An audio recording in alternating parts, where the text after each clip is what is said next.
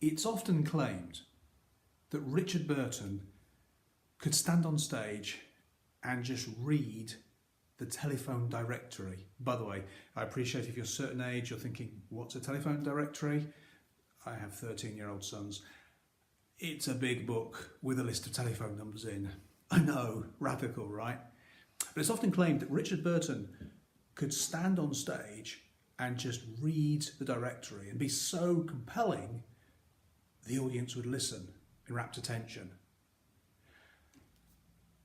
My name's Graham David, and I've been making these videos to help people be better conference speakers, or to help people when they're putting a conference together with some tools and tips and techniques to be better speakers and to make some better choices in terms of the running order.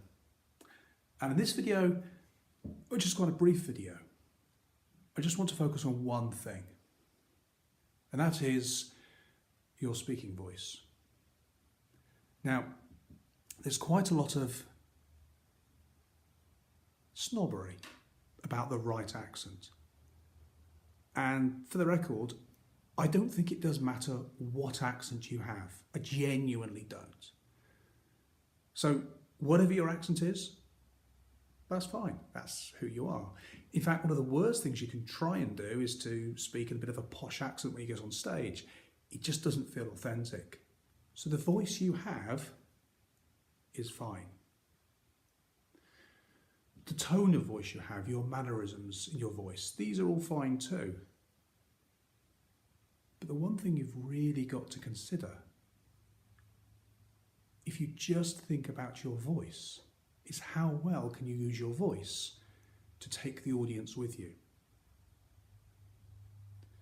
Now, in another one of these videos, I've spoken about pausing and how well you can use a pause to underline something, to change the tone, to change the mood.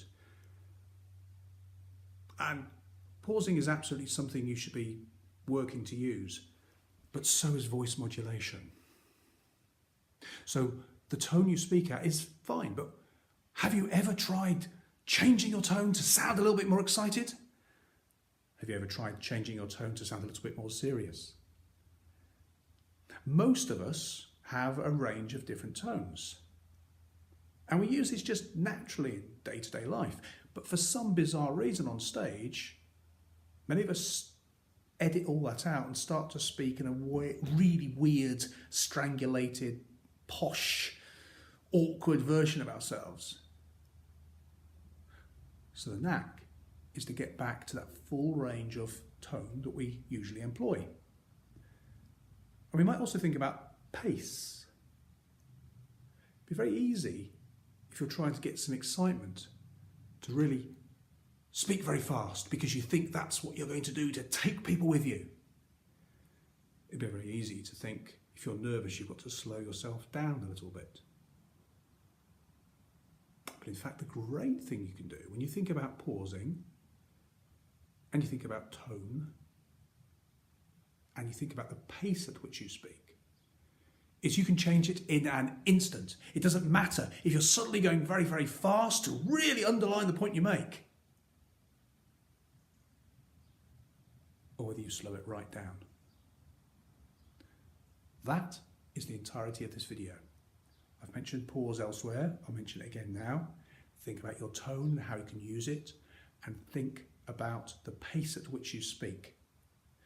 Constant and regular changes in tone and pace and regular pausing are a great way to take your audience with you.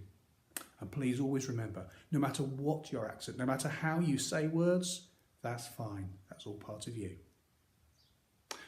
Hope this helps. I look forward to hearing your comments and your DMs and your likes.